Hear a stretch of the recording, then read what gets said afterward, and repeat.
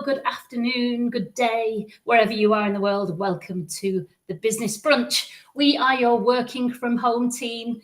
We've got our working from home community, and we are here to help you connect, to learn and to thrive. So the point of this show is to give you all somebody to talk to in your lunch hour whilst you're working from home, helping you to connect with others, but also we want you to learn something. So we hope every week to teach you something that you didn't know before, or to maybe reinforce something that you already knew, so that you can then take that lesson and thrive, whether that's at work in your professional life or at home. But it is the Business Brunch, and this is all about business. So do connect. Please get into the comments and say hello. Tell us where you're from. Just say hello to each other and connect with each other. Do not think that you're the only one out there, because nobody else is commenting yet.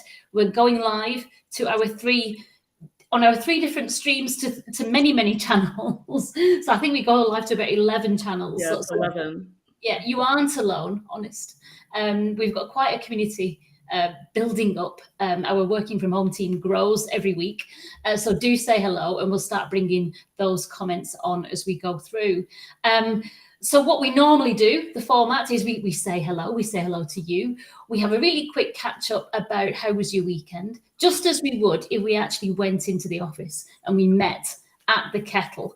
We'd catch up, say how are you, etc. What are you looking forward to this week? If you've got anything particular that you want to share with us, then put it in the comments and we'll share it with everybody else. And then we'll get on to today's topic, which is, but we've always done it this way. The mortal enemy of change. And Melinda is going to tell us all about that, why it happens, and how you can manage it and deal with it. And she'll give us some situations where that might appear as well. And so this is Melinda Ward, a business strategist and consultant. And then here, I should cover up my nail varnish because it's all chipped. Here is Sarah Farmer, and Sarah is our executive international coach. Is that right? And our imposter syndrome expert. Absolutely. Getting this unshakable belief. I can't get over the unshakable belief. I really want. It's a wonderful thing to have when you get it. It really is. Excellent. So yeah, please do say hello in the comments, everyone, and we'll bring those comments on soon. So go on then, really quickly, ladies. I had a dreadful weekend. I hope yours was better. Cheer me up. Melinda, what did you do? Well, I would say before I get into my weekend, first off, I would say if anybody is listening and thinks, oh, actually, I've got contacts who would be really interested in this topic, now's the time to ping them in, because they've got a few minutes to find the stream and get connected before we get into like the meat and potatoes, or the substance of the session, the main topic. So this weekend was a little bit relaxed, which is good. Did some, domestic stuff, did a bit of relaxing. And I actually took myself to the cinema last night because I'd been wanting to see Top Gun, and I'd wanted to see it on a bigger screen before it leaves the cinemas. And I just hadn't got there. So I was thinking, you know what, I'm just going to go. And so I did, and it was really good. So. I've been dying to go. I was so excited before it came out. And I tried to did not disappoint. I'll put it that way. Right, good. So, it's not one of those sequels where you leave and you're kind of like, oh, maybe could have left best enough, could have left it alone. No, they did a really good job of it, and they, tied things in very well. So yeah, can recommend.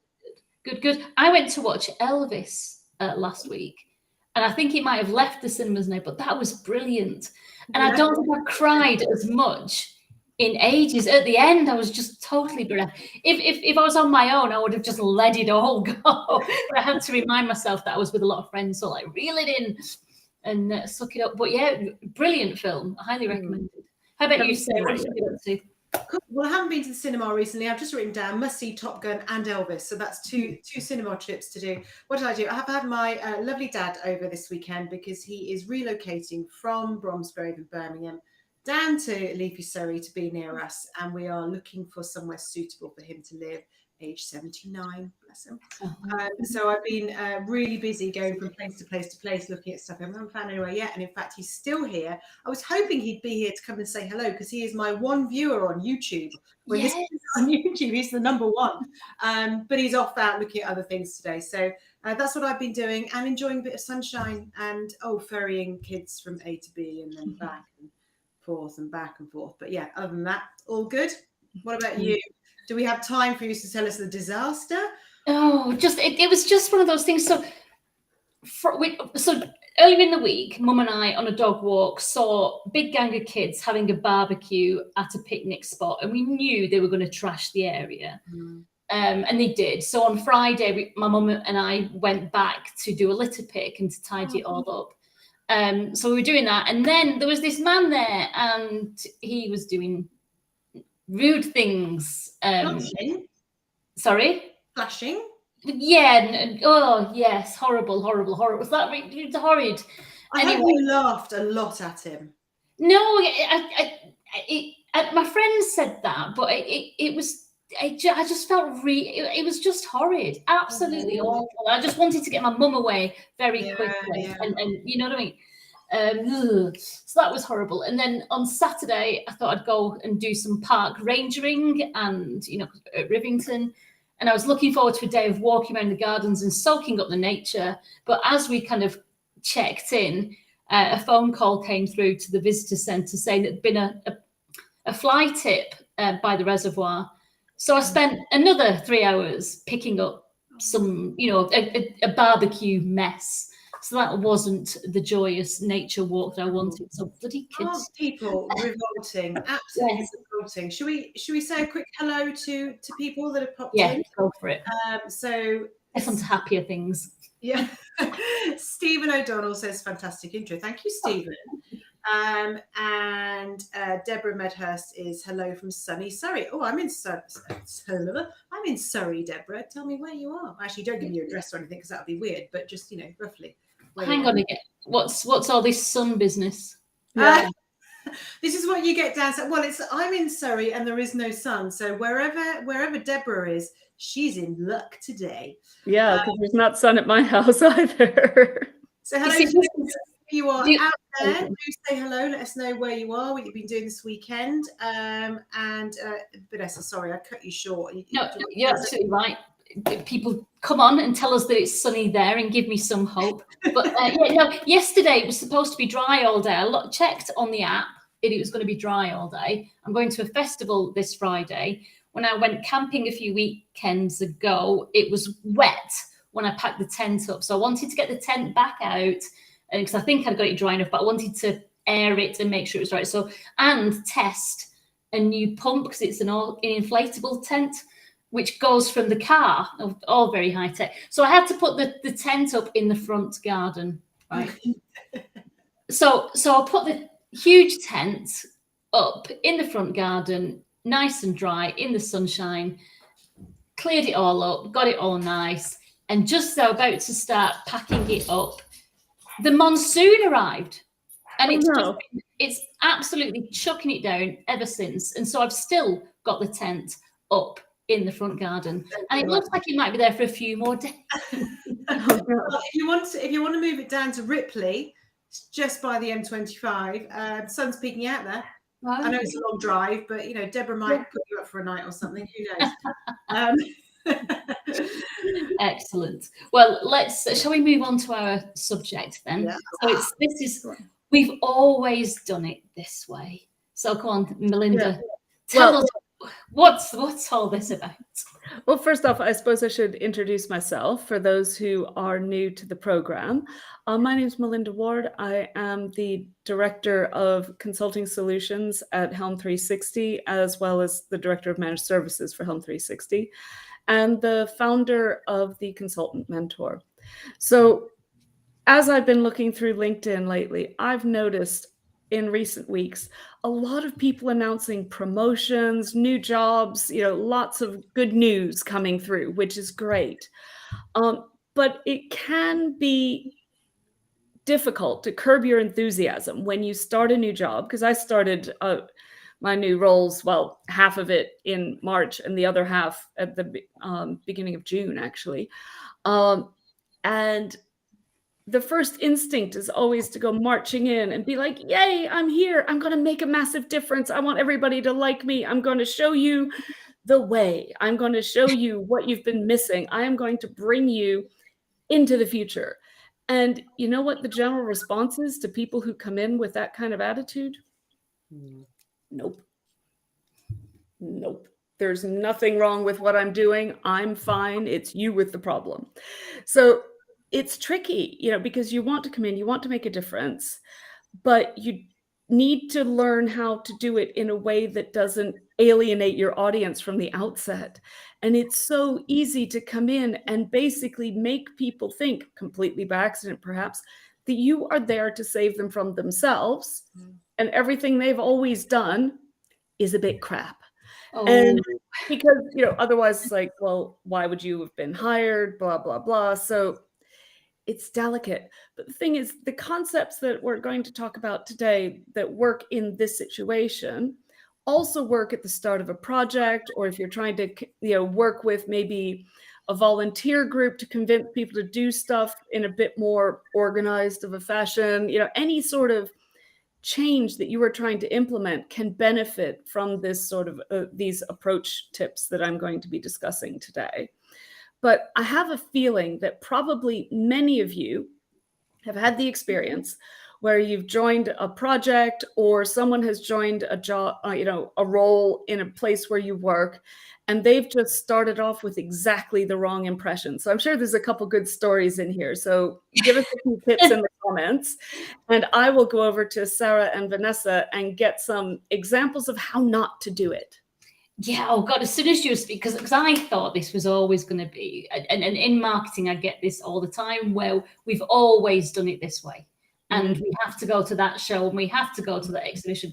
But when you were speaking, you reminded me of the time when we got a new executive global sales leader.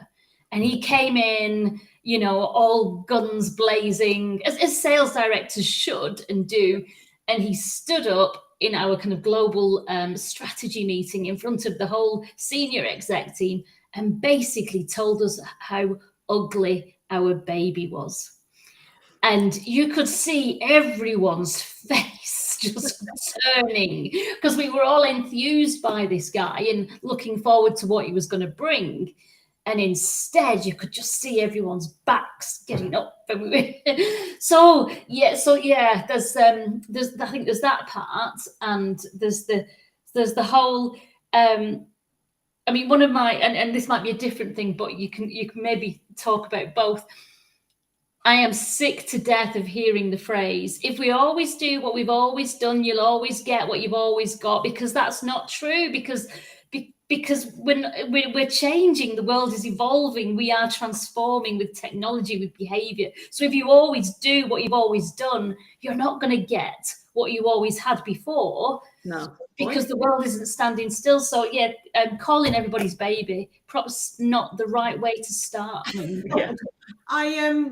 It just made me laugh when I hear that story, because I was one of those people quite a few years ago, before I really learned about emotional self-control and all the things that I do with all of my clients now.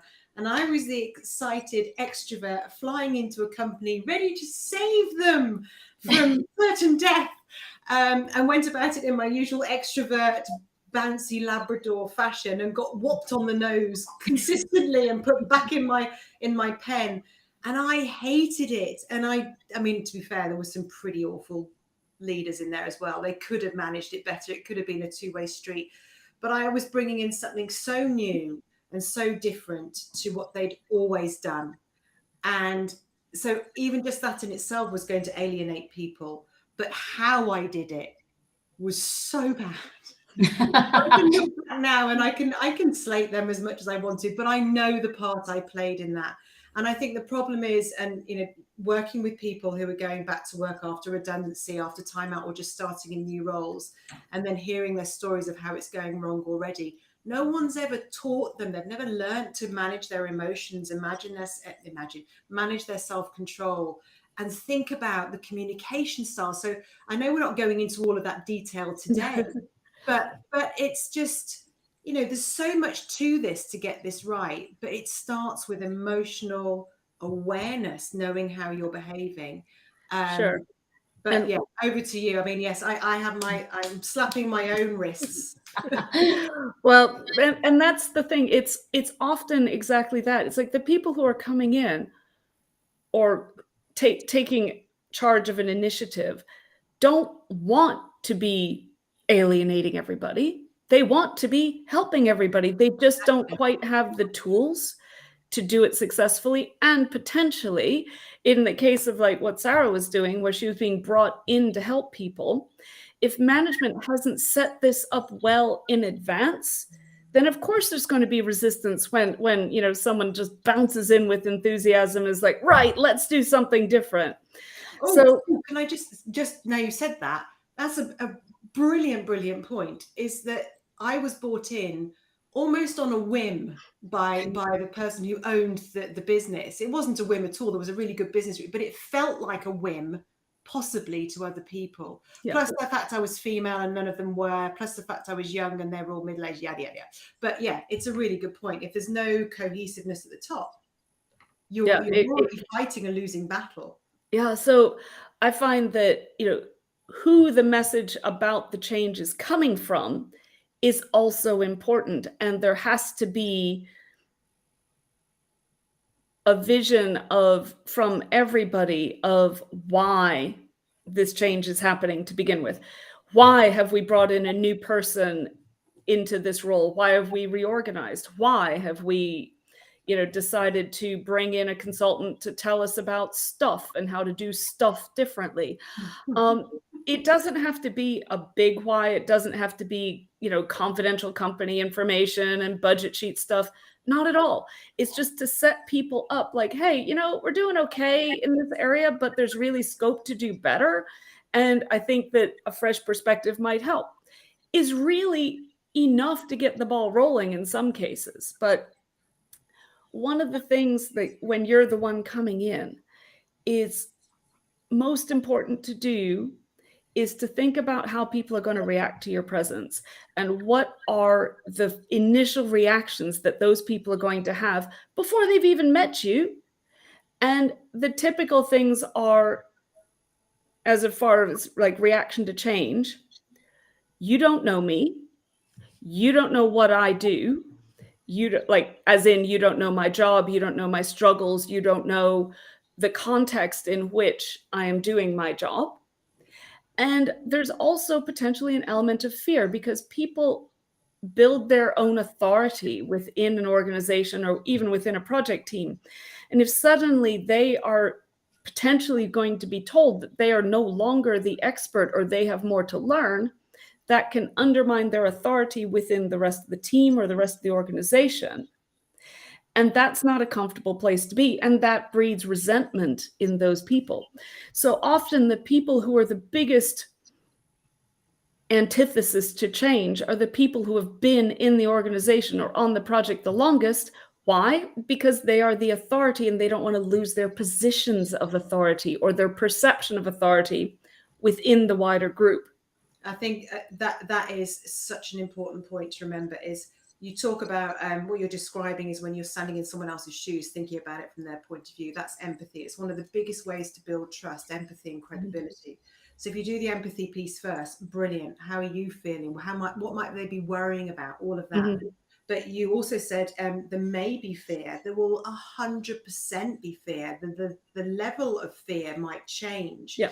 I guess the more confident we are, the less we'll fear anything. But a lot of people think as soon as you bring in a consultant, their first thought is my job's at risk. Yeah. And so wherever there's change, wherever there's someone new, someone different, there's a fear response, but I guess it depends on how big it is. So completely concur with all of that.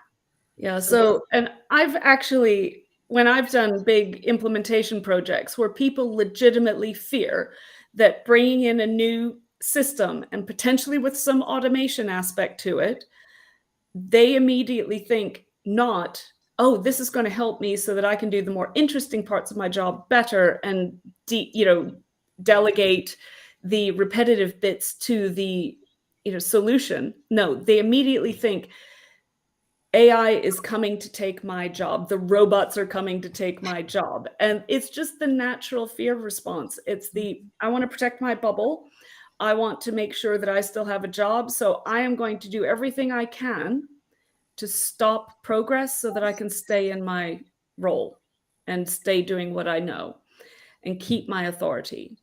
And so I will actually address that sometimes right in our initial conversation with people. Say, right, this system is not here to replace you. And sometimes just saying it out loud is all they need. But it's part of the first key thing, which is engage. Engage early and often with everybody who is going to be touched by the change that you want to propose or implement or whatever your frame of reference is. Because if you start talking to people early, saying, hey, change is coming, I want to learn from you. How do you do things now? What's your current process? What are your current challenges? What are the things that frustrate you most about your job? And what do you think could be made easier? These might be super small things which are not on the radar of the big project team, or it's not on the bullet list of great benefits for shareholders. It could be as simple as, oh, if I didn't have to tick this little checkbox on a form 50 times a day, if it could be defaulted, my life would be a lot simpler and I wouldn't have the risk of forgetting it. Now, that's something that nobody wants, would put on a big PowerPoint slideshow. You won't have to tick the box every time you fill out, this form. But the thing is, it's something that affects those individuals in that role. And for them, it is significant. So if that's the case, when you're talking to people in that role, you highlight those things, the things that are important to them, not only the things that are important to the shareholders, the directors, the executive tier of the business. And that will help you get a connection with those folks. It'll help you get insights that can it will make the implementation better. It will improve adoption, and it can help you with things like testing out a process or a solution. Because if you know how people are using things now or doing things now, you can speak to that. You can speak to that in training. You can speak to that in identifying features or milestones or objectives that you might have, like secondary ones that may not have been identified up front. It's always amazing to me when I go into new project workshops and start talking to the people who actually do the job every day.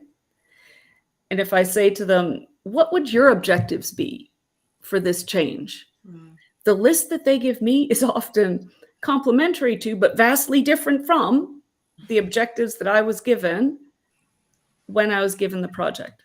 I like that you're kind of, because if I go back to my example of this, this firebrand sales director, he came in to establish his authority and called our baby ugly. But what you're saying is establish their authority first, put them at ease, make them safe, and then lead in with understanding their problems so that you can say how you can use your authority and your expertise to help them.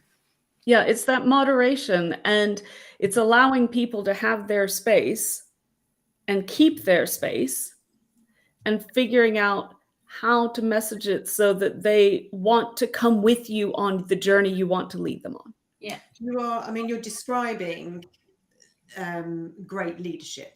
That's what you're describing. And what I love about all of the stuff that we talk about, it hits so many different buttons, doesn't it? So many different categories. You're describing the need to build trust. And when there's trust, there's great likability. And when there's likability, you can do anything. Exactly. You know, and if I don't like you and I don't trust you from the word go, getting that trust back and getting that liking back is really hard. It's really hard. Yeah.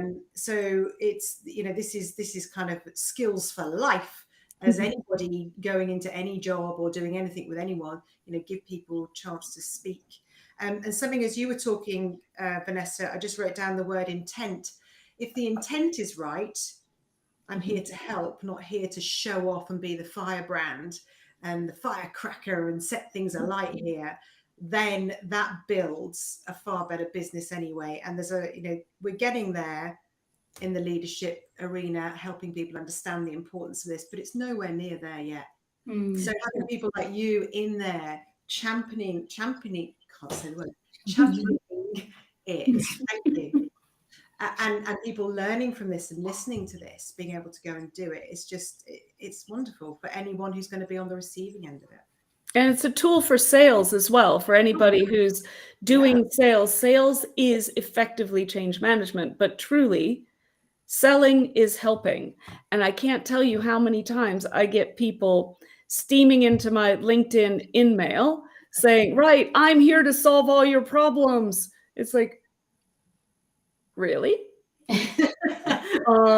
Because you don't know me, you don't know my business, you don't know anything based on your message that will help me. So, you know, if we think about it more of, you know, selling or managing change or bringing people into a new way of doing things, it's going to be, needs to be from an aspect of help. I am here to help you do things better, not I am here to tell you what you're doing is crap and how you should be doing it. And so many people the message is the latter. And that just has people really dig their heels in and cross their arms in front of their chest and put their frown in their forehead and say, but we've always done it this way and it's fine. We don't need to change. And yeah, maybe you have had some success doing it that way, but will that success even keep you at status quo going forward? No, because you will end up, even if you keep doing things the way you've always done, as Vanessa was saying before we kicked off the show, actually, you don't get what you've always got. You actually will ultimately end up with less because the rest of the world is marching ahead without you. Yeah. So it's a net minus, which is not cool. But people don't see that. They just think, you know, I'm happy here. I'm going to stay. So when we do that early engagement, tip number 2, and that is the learning. We've been talking about this, but you learn through effective listening and listening to learn, not listening to solve the problem. Because if you are listening to solve the problem, you're not asking the extra questions, you're not building the trust, you're not building the relationship and learning the real issues. Because the first thing that people tell you is their problem is usually not the real problem. It's a test. So they're just drawing you in to see how you react to the small problems before they lay the big ones on you. And if you don't respond well, you won't hear the big ones. But anyway, Sarah? There's I can't remember words out today. What people tell you on the surface is often hidden by about 7 layers. So it's a bit like you're saying, this is a sales process, it's an influencing process. If you don't say, tell me more, and they don't feel comfortable they are testing you to see if they can tell you the truth. But a lot of the time they don't know what the truth is either. So someone will give you the surface view of what they think the problem is. And you're like, oh, okay, tell me more about that. And as you go digging, you actually find what the real problem is, which can be just as enlightening for them as it is for you. It's fascinating. And we do it with coaching, don't we? You know, you think that this is the problem, but that's just how it's manifesting itself. The root cause is often way down, isn't it? Yeah, and so if you're just hearing the first 1 or 2 things that are said and mentally leaving the building thinking, right, I know how to solve this. I'm gonna make a miracle. This person will love me. Actually, you've just killed it. Yeah. Because they will realize that you haven't actually heard them, that you are in it for you, not for them, and that you aren't going to address the real issue. Even if, as Sarah said, they might not be able to describe the real issue up front, but by asking the questions, having the conversation, and participating fully in the conversation, you can learn what the real issue is. And then that will lead us, that exercise, which is actually hard to do. And I have to remind myself all the time to stay present in a conversation and to listen to what I'm being told, because I'm a helper by nature. So my instinct is, ooh, like the kid in the back of the class, waving their hands, saying, I can fix this, let me fix this, I can help. It's really hard, and I have to be mindful all the time. It's not like a one-time, okay, learn the lesson, tick, move on. You have to do this all the time in all the conversations. Is there anything more I can ask? Have I learned? Have we finished with this before I go solve it? And how do you stay active then? Because this is something that comes up with all of us. I mean, some of us are worse than others. I would say every single one of my clients would admit to finding it hard to actively listen. They're all senior leaders. They're all busy. They're all wanting to get on. They're all wanting to make a difference. And then someone bothers them and they're like, yeah, I'm half listening. So how do you suggest people actively listen? How do you manage it? I tend to go really old school. And that is with one of these. Writing. Yeah. And one of these. Props. But the reason why is, for me, the way my brain works. If I write something down, like physically write it, not typing notes, I am more likely to remember it. I know this, so I work with that. But also, if you go to take notes on a screen, if you go to take notes on your phone, a tablet, a laptop, whatever, you are going to see distractions. You'll see notifications pop up. You'll see emails. You'll see chat bubbles. You'll see all sorts going on. And that takes you out of the moment. It takes you out of the conversation. That is such a good point. Such a good point, because a lot of people do now. They'll go, oh, don't mind me, I'm taking notes. And then you're right. You're just constantly getting bombarded. Even if you're trying legit to take notes, yeah, you will still see your notifications unless you've put your phone on airplane mode. And not many people do that when they're taking notes on a screen, on whatever format that screen might take. And now I see it, you go into just about any planning meeting or discussion or workshop. What's the first thing you do? You see people bring their laptop in or bring the tablet in, whack, poof, fingers on keyboard. Yeah. Now, there are some tools out there, and I'm not excluding these. My exec VP and I went to a meeting last week with a prospective client. And afterwards we were talking, and he'd noted that I was writing on like actual paper in a notebook during the meeting. And he's like, oh, I'm going to get you one of these tools. It's kind of like, it's an electronic notepad so that you can take stuff and it'll be put into, a format that's searchable and so forth. So that's something that you could go for as an option. But as long as it's not connected to other things and distractions. But what is everybody else doing? Is this something that are you all still like in the land of pen and paper? Or do you tend to do online note taking? Or are you one of those people who's graced with a super memory and able to just really sit in a conversation and absorb what people say? Hit us up in the comments with that, with your ideas. And also, if you've had any awkward experiences where you've been trying to explain your concerns to someone and they're not receiving, did you try to get them back on track, or did you just let them run down the path and figure it was a lost cause? Let me know what you think. So I'm just while people are telling us kind of what they do, I'm definitely old school pen and paper. I did try Evernote. This is a kind of a pen and paper, and you use a special pen and a special paper, and then it deciphers your handwriting. That was where it went wrong for me. And to then kind of type up your notes. But I spent just as much time trying to decipher what it tried to decipher on my notes, because my writing, especially when I'm listening and somebody's speaking at speed, my writing isn't the best. back to pen and paper for me every time, and it's much. I'm so pen and paper. So somebody I met, one of my clients, suggested that I use my iPad, because what happens is I write loads of notes and then I've got to transport that somewhere to keep it safe, because I've got this many piles of paper in notebooks.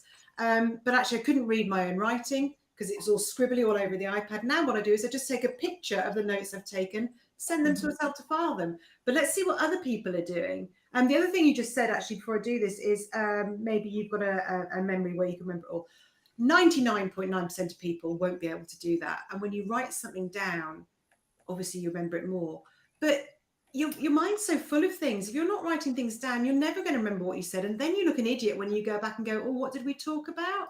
You know, you're not building credibility. So what are people doing? Sean McDonald's notepad and paper. Good on you, sir.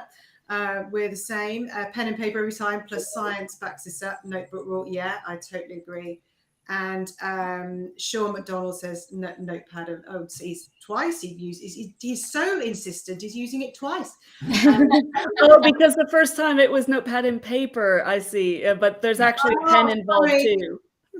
There's my looking skills wasn't working. We knew what you meant. We filled in that. Thank you. And Deborah's also saying, I introduced into a training program, workbooks had screenshots but no notes. Delegates had to write their own notes. Total shock at first in the delegates, but it went down a storm and total success. I'm so with you. That's a great method. I do a lot of training courses, and where people just think you're going to spoon feed them, one, they don't read it, and they're not connecting their learning with what they're hearing, and it actually reduces the amount of retention because people just assume, I'll just look at this later, knowing that it will never happen. I mean, I've been told before in training and in kind of seminars, you know, when they see me manically scribbling everything down, they'll say, "Oh, don't worry, we're gonna give you the notes," and I'm like, no, that won't work for me. I need to write them down. Same. So maybe there's obviously something to do with learning styles here. Some people are better listeners and then go back and want to look back at it. But the point is, we know there's a connection between hearing, listening, and writing things down. It's the same with preparing for meetings too. If you just think, I think I've thought what I need to do in this meeting, you haven't written down some notes, guess what? You go all over the shop. So circling back to the idea of, getting beyond that resistance, getting beyond we've always done it this way, and there's nothing wrong with the way I'm doing things. This learning process that we've been talking about, the taking the notes, the going back, identifying thing, this lets us do the next thing, which is the third top tip, is to identify, use the engagement, use the learning to identify the value add items, document them, publish them. If you're doing kind of a longer term campaign, drip feed them to people. And it can be like department specific, team specific, and so forth, like kind of role based, because what's important to one team that might be, say, in an accounting role, might be completely different to the quick wins for the marketing team or the sales team. There's nothing wrong with having consistently formatted messages, but that are targeted to different key audiences to build that engagement, to build that comfort with the idea of the benefits of change. Because where I see things going like utterly pear-shaped with any change is when people are told, like kind of the day before, the day of, right, we're doing something different. Here's your new system. Here's your new method. From now forward, off we go. And, everybody's like, wait, what? This is especially true for when people working remotely and they haven't necessarily heard about things through the grapevine or at the kettle, or for people who have, or companies who have offices around the globe and in different geographic locations where maybe headquarters is seen as like the enemy or those who are not to be trusted. And everybody in the regional offices just feels like change is foisted upon them with no consultation, with no dialogue, with no preparation. And that leads to basically guaranteed failure and guaranteed problems. Sure, with a bit of duct tape and bubble gum, you might get the system implemented at the end of the day. But for example, some years ago, there was this massive IT project where billions were spent for the UK National Health Service, and it was supposed to revolutionize things, and patient records were supposed to be online, and everything's going to be automated, and it's going to be great. The problem was that nobody talked to any of the actual doctors, and nobody talked to the practice management. Nobody talked to the people who were doing the scheduling. And guess what? When they got it, they're all looking at it saying, what? Why That would you can't do work. that? And so it was a case where a bunch of very highly compensated consultants had come marching in, said, we have a target operating model. We know how things should be done. We are going to implement this. They spent quite literally many, many millions, rolled out this whole system, and years later, nobody's using it. Or if they are, it's being used in a very limited capacity. This did not need to happen. No. If there had been the initial consultations, the appropriate panels of actual end users called in, communications that, hey, here's what we're doing, here's what we're working on, let us know if you've got any ideas. Get volunteers involved to help with testing the new process as much as possible. Have these early adopters then be the evangelists for projects or for change, because these are the people who you want on board. The people who are the most resistant, if managed well, can be your biggest supporters. And these people will then shine because they are now back in their rightful, in their mind, place of authority with their colleagues. And they're able to be that go-to person. They're able to be the shining star that they are used to being. So if instead you tell them the day before, oh, hey, here's your new system, get on with it. And now here's all their colleagues coming to them as they always have, saying, I don't understand this. What do I do? And they're sitting there thinking, I don't understand it either. I'm sorry. I can't help you.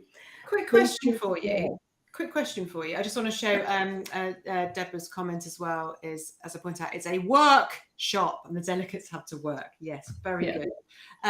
What was my question? Why do you think people do that? Why do they go? What is the problem then? I've thought about this for ages and then I come and dump it on you. Is it because they're doing it on purpose to be mean? Or is it they just have forgotten that there's going to be a fear response? They don't understand change. Why do people do it? I think a lot of people think that this is going to be, I know this is going to be so great, it should be obvious to everybody else. Yeah. And they're oblivious to the fear, the concern, the threat reaction that they are going to get from others. And you hear the people who face this sort of resistance being baffled, saying, but they were supposed to like this. I was here to help. Why didn't they want to be helped? I mean, it's like, this is a great option. Why don't they see that? But also, it's they're not ready to see it. Yeah.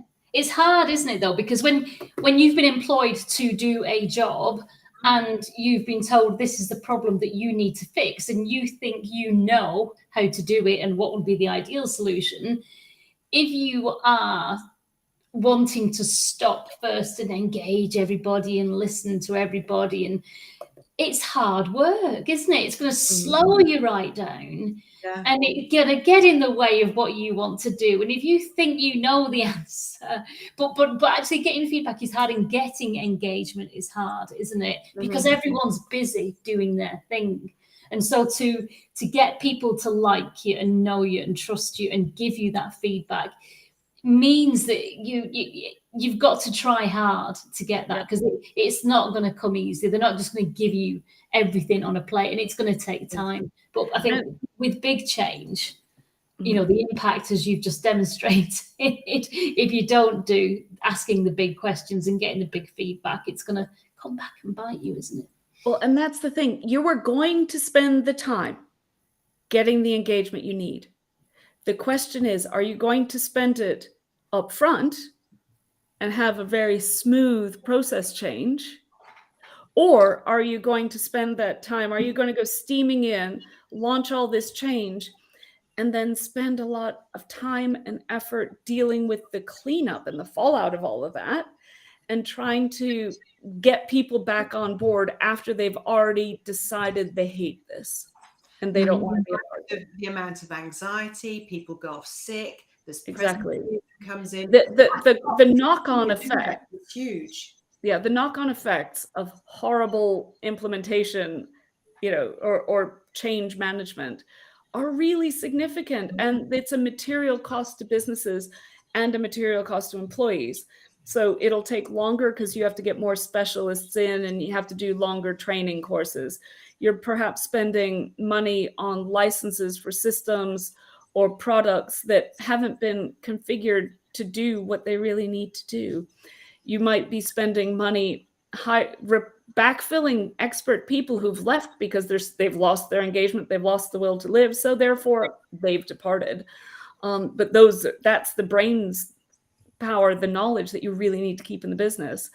Absolutely. So by flipping the agenda on its head and getting people engaged early, that can make a big difference. So what are you doing, like, for our audience members? What kind of engagement exercises are you doing when you are doing any sort of change within your business, or even also within a volunteer organization, charity, any of those sort of things? It's all the same kind of problem, even though the dynamic is different. Feel free to let us know in the chat what you're doing, how you're trying to get people engaged, and if you have any further tips. We've got actually about 20 seconds left, don't we? We're over, but it's all good. It's all good. It's really good. So your 3 tips were engage early, learn, and then identify. So there are your 3 tips. So thank you very much. Thank you so much today. Loads of notes. This has been wonderful. Absolutely. And wonderful. I was thinking more, because for me in marketing, we've always done this. We've always gone to this exhibition. We've always advertised in this. We've and it's those kind of arguments, discussions that I have to have, because consumer behavior. My favorite question for those sort of things, which and I know we're over time, but what are you trying to achieve? Yeah, no, absolutely. It doesn't matter that you've always done this. Yeah. By continuing to do it, what are you trying to achieve? And then you can ask the follow-on question: is this the best way to achieve that? There you go. Great. Well, fabulous. Thank you very much, Melinda. It was very good, very insightful, very interesting. Lots of good stuff come up. So thank you, everybody. We're going to be back next week. I'm not going to be here next week, actually. I'm at a festival, and so I'll be kind of coming home, and so I'll be dirty and smelly, and you won't want me on your screen. So I'll have to let Sarah and Melinda.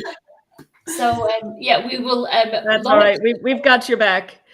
Sarah and I will be leading the charge next week. Yeah, so next week I'm talking about how do you engage people that have disengaged. I'm going to be talking about a coaching model called the 8-step coaching model, which helps people either get on track or get them to on the bus or off. I like it. Yeah, we're not messing around here. This is serious business. So if you want to learn how to manage people that are not performing to standard, then come and watch next week and we'll share. Really good follow on from today's topic. Absolutely.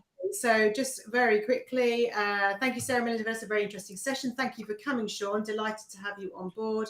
And Deborah says, great session. Thank you. I think we could have gone on for longer. Oh my God, this is such a huge topic, isn't it? We might do another session, a future session, variations on the theme, because it seems to be a hot topic for a lot of people. Absolutely. I don't think anybody has missed this opportunity to deal with change, have they, at some stage? So thanks, Melinda. Thank you all. See you next week. See you next week. Bye. Have a good one. Oh.